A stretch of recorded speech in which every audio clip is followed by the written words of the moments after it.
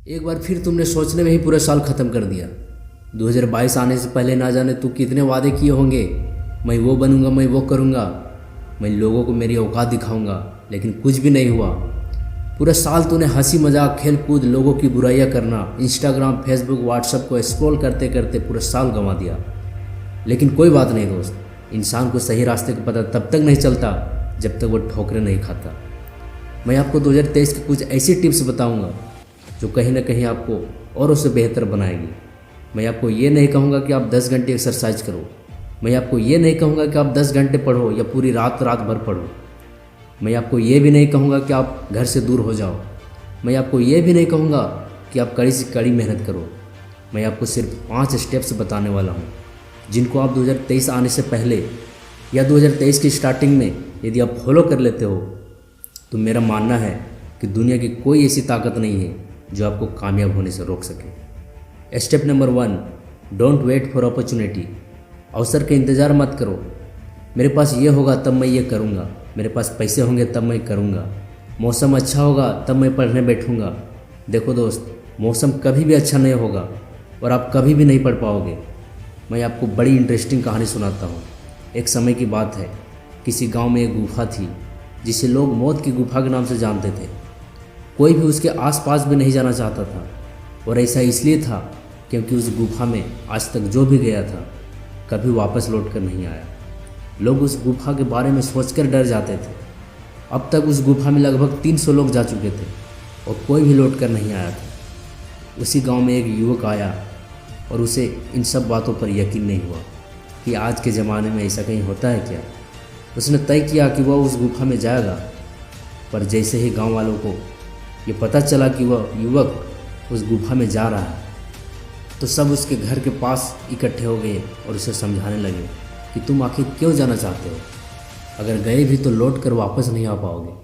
पर उसने उन सब लोगों की बात नहीं सुनी और अगले ही दिन सुबह ही वह उस गुफा की तरफ गया और गुफा में अंदर जाते ही कुछ आगे जाने पर बहुत अंधेरा था। धीरे धीरे वो गुफा में काफ़ी अंदर आ गया। तभी उसे लगा कि कोई उसका पीछा कर रहा है और किसी ने पीछे से उसे धक्का दिया। युवक ने पीछे पलट कर देखा तो वहाँ 4 आदमी खड़े थे। वो उसे बंद कर एक जगह ले गए। उसने देखा कि वह जगह बहुत ही अच्छी थी और सभी सुख सुविधाओं से सुसज्जित थी। उन 4 आदमियों ने उसे बताया, हम सभी भी इस गुफा में आए थे, पर यहाँ इतनी सुविधा देखकर यहीं रुक गए। तुम्हें डराने के लिए हमने धक्का दिया।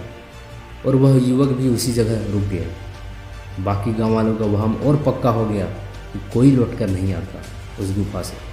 इस कहानी को अगर हम अपनी ज़िंदगी में देखेंगे कि अक्सर कोई भी नया काम शुरू करने पर लोग हमें तरह तरह से डराते हैं कि इस काम को करोगे तो ऐसा होगा वैसा होगा। हम पहले भी इसे कर चुके हैं। जैसे अगर हमें नया बिजनेस स्टार्ट करना है, हम अपने आइडिया को किसी के साथ डिस्कस करते हैं तो पहले तो वही सुनने को मिलेगा, ऐसा कोई बिजनेस तो होता ही नहीं है। तो हम बाकी गांव वालों की तरह डर कर रह जाते हैं और ज़िंदगी जैसी चल रही थी वैसी चलती रहती। या उस युवक की तरह डर से जीत जाते और उस काम को कर लेते। फैसला हमेशा हमको ही लेना होता है। बात कड़वी है पर सच है। लोग कहते हैं तुम संघर्ष करो, हम तुम्हारे साथ हैं। यदि लोग सच में साथ होते तो संघर्ष की ज़रूरत ही नहीं पड़ती।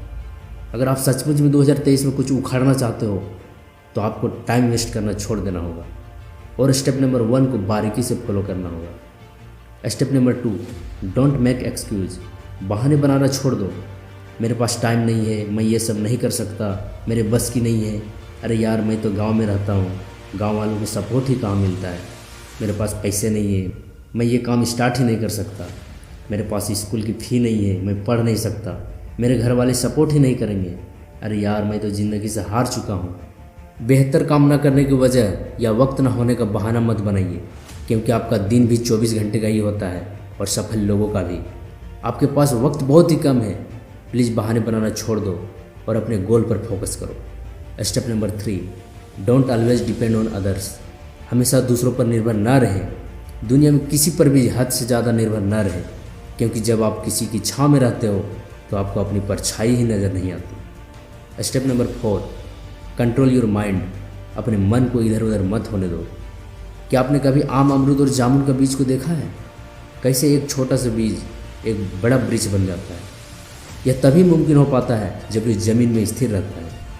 अगर हम रोज़ इसे बदलते रहेंगे तो वो कभी भी बड़ा नहीं हो सकता। ठीक उसी तरह हमारा दिमाग होता है। फॉर एग्जाम्पल, बल्ब का आविष्कार थॉमस एडिसन ने किया था। इस काम में भी वे 10,000 बार फेल हुए थे। अगर वे भी हर पल अपने विचारों को बदलते रहते और हार मान लेते तो कभी भी बल्ब का आविष्कार नहीं कर सकते थे। इसलिए अपने माइंड को केवल एक ट्रैक पर चलाएं।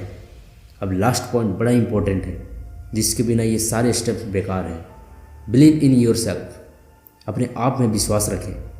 मान लो आपने पूरी साल पढ़ाई की और एग्ज़ाम के वक्त आप यही कहते हो कि मैं पास नहीं हो सकता, मुझे कुछ नहीं आता। अगर आप यही सोचते हो तो डेफिनेटली आपके साथ वैसे ही होगा। अगर आपने पूरी साल में थोड़ी बहुत भी मेहनत की है और आपके पास होने की संभावना बिल्कुल भी नहीं है, तब आप ये सोचते हैं कि एग्ज़ाम देना तो मेरे बाएं हाथ का खेल है, तो आप इसे ईजिली पास हो जाते हो। Because the whole game of the mind set. Competition में आपके सामने कौन है ये ज़्यादा मैटर नहीं करता, बल्कि आप अपने आप को किस लेवल पर मानते हो और आप में सेल्फ बिलीव कितना है ये ज़्यादा मैटर करता है। कोई भी काम सफल तब तक नहीं होता जब तक आप उस पर सेल्फ बिलीव नहीं कर सकते। राह संघर्ष की जो चलता है वही संसार को बदलता है। जिसने रातों से जंग जीती है सूर्य बनकर वही निकलता है। अपने हर सपने को सांसों में रखो, हर मंजिल को अपनी बाहों पर रखो। हर जीत आपकी है, बस अपने लक्ष्य को अपनी आंखों में रखो। जमीर जिंदा रख, कबीर जिंदा रख। अगर तू सुल्तान भी बन जाए तो दिल में फकीर जिंदा रख। हौसले के तरकस में कोशिश का वो तीर भी जिंदा रख। हार जाए चाहे ज़िंदगी के सब कुछ, मगर फिर से जीतने की उम्मीद जिंदा रख। पानी को बर्फ़ में बदलने में वक्त लगता है, ढले हुए सूरज को निकलने में वक्त लगता है। थोड़ा धीरज रख ए दोस्त, थोड़ा और जोर लगाता रह, क्योंकि किस्मत के जंग लगे दरवाजे खुलने में हमेशा वक्त लगता है। दोस्तों, ये वीडियो ज़रा सा भी आपको हेल्पफुल लगी हो, थोड़ा सा भी मोटिवेशन मिला हो, तो इस वीडियो को शेयर ज़रूर कर देना और हाँ, इस चैनल को सब्सक्राइब ज़रूर कर देना। मिलते हैं अगली वीडियो में। आप लोगों का बहुत बहुत धन्यवाद।